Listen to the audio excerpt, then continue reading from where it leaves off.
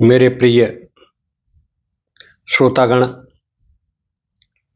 Advocate KB. Singh आपका तहे दिल से स्वागत करता है। आज आपको मैं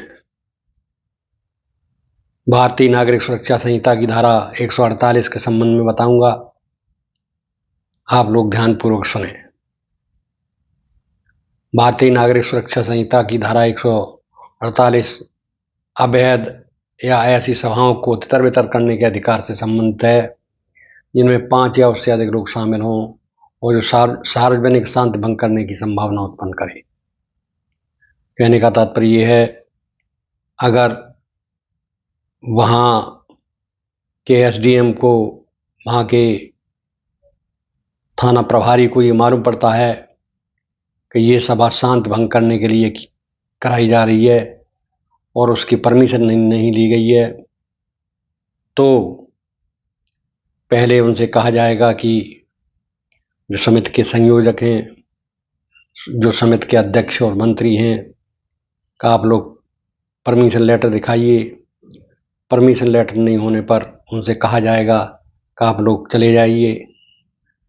जब वहाँ के जो पब्लिक है, जो वहाँ के नेतागण हैं, वो नहीं जाते हैं और ये भीड़ एकत्रित होनी शुरू हो जाती है शांति भंग करने के लिए, तब हल्का बल प्रयोग किया जाता है।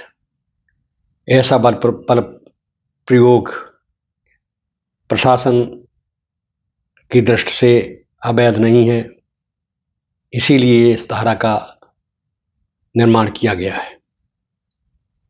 148 धारा का प्रमुख सारांश क्या है, आप लोग समझ लीजिए। किसी भी कार्यकारी मजिस्ट्रेट, थाने के प्रभारी या उनके अभाव में उपनिरीक्षक, रैंक व इससे ऊपर का अधिकारी ऐसी किसी भी सभा को तितर बितर करने का आदेश दे सकता है। कहने का तात्पर्य यह है, जैसा कि मैंने बताया, शांति भंग करने के लिए भीड़ एकत्रित हो रही है, एसडीएम उसमें मौजूद नहीं है और एसडीएम को आने में टाइम लग सकता है, तो वहाँ के थानाध्यक्ष को यह अधिकार है कि वो शांति भंग करने वाली भीड़ को तितर बितर करें, बल प्रयोग करें। यहाँ पर भी ये भी कहा गया है कि अगर थाना प्रभारी भी वहाँ मौजूद नहीं है, सेकंड रैंक के अधिकारी, जो सेकंड अफसर होते हैं, उनको अधिकार है कि वो उस भीड़ को तितर बितर करने के लिए बल का प्रयोग करें। जब यह अधिकार वापस लिया जाता है तो सभा के सदस्यों का कर्तव्य है कि वे उस आदेश का पालन करते हुए तत्काल तितर बितर हो जाएं।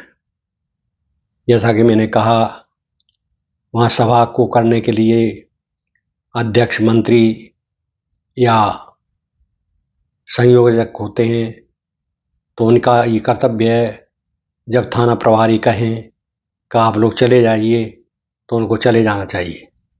अगर वो नहीं जाएंगे तो जो आगे कार्रवाई की जाएगी।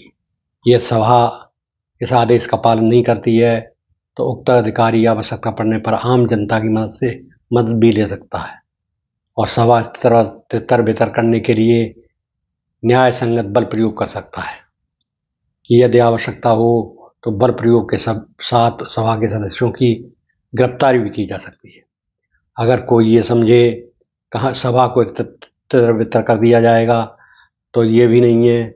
सभा जो कर रहे हैं, जो सभा के समिति के अध्यक्ष, मंत्री हैं, संयोजक हैं, उनको गिरफ्तार किया जा सकता है। उद्देश्य और भावना, यह धारा कानून व्यवस्था बनाए रखने, सार्वजनिक शांति रक्षा और त्वरित कार्रवाई के लिए अधिकारियों को शक्ति प्रदान करती है। इसमें संतुलित दृष्टिकोण अपनाने पर जोर दिया गया है, जिससे कि आवश्यकता से अधिक बल प्रयोग न हो और कार्रवाई पूरी तरह निष्पक्ष हो सके। मुख्य बिंदु इसमें है अधिकारी, कार्यकारी मजिस्ट्रेट, थाना प्रभारी या उपनिरीक्षक रैंक का अधिकारी, ये लोग इसमें पार्टिसिपेट कर सकते हैं। उस भीड़ को तितर बितर करने का अधिकार इन्हें है।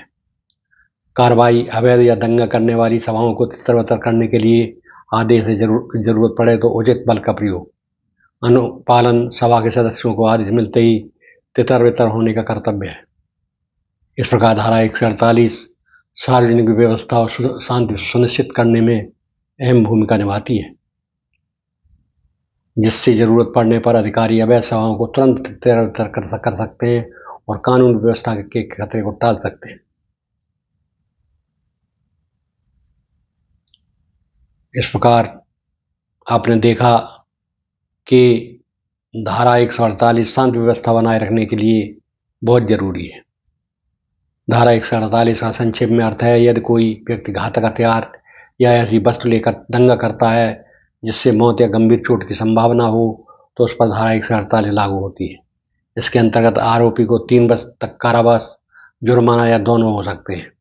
यह अपराध संज्ञेय जमानती होता है और प्रथम श्रेणी मजिस्ट्रेट द्वारा विचारणीय होता है। इसे समझौता करने योग्य अपराध नहीं माना जाता। यह धारा सार्वजनिक शांति भंग करने और दंगे जैसी हिंसात्मक घटनाओं को नियंत्रित करने के लिए बनाई गई है। ये धारा जो होती है वो शांति भंग न हो इसके लिए बनाई गई है। इसके तहत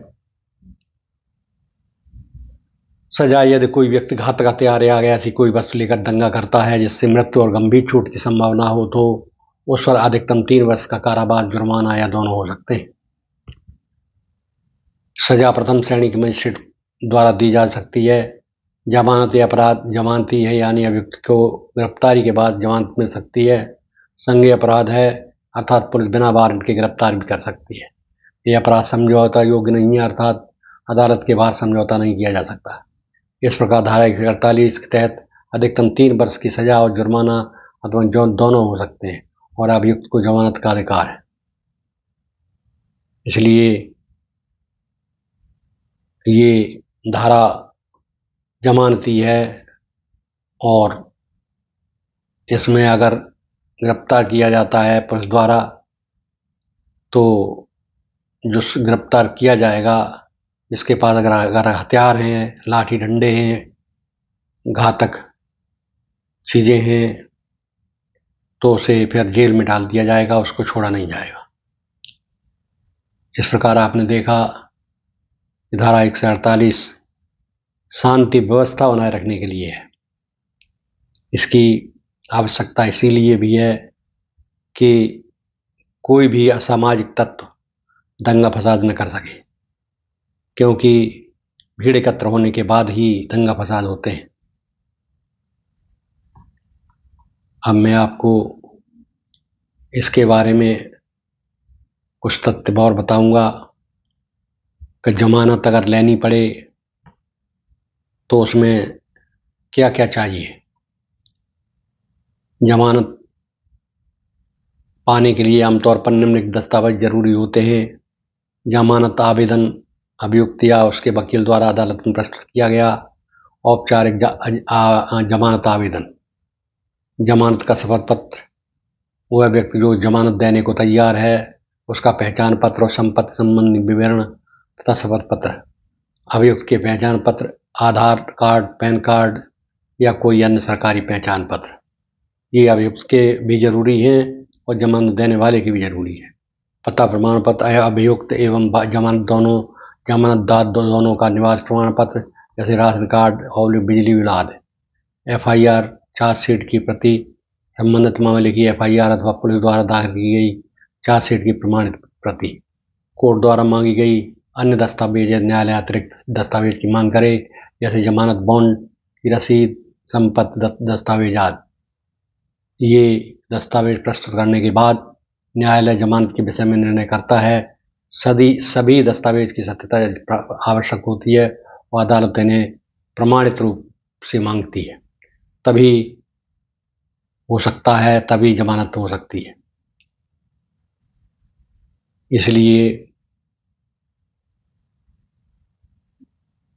इसीलिए आवश्यकता है कोई भी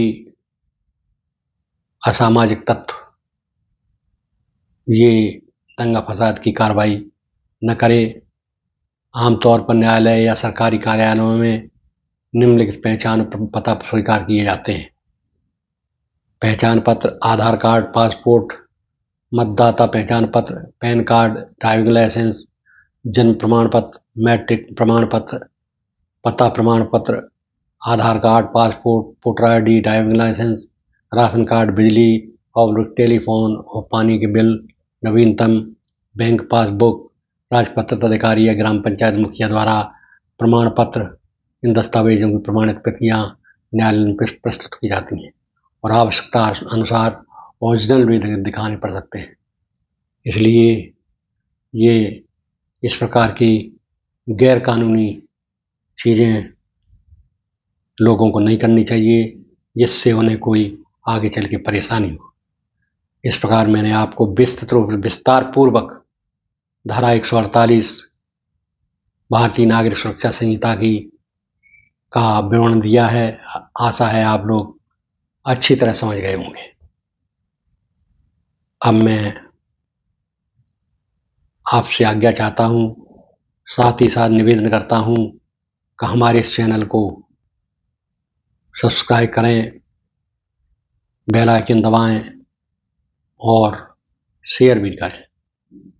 धन्यवाद।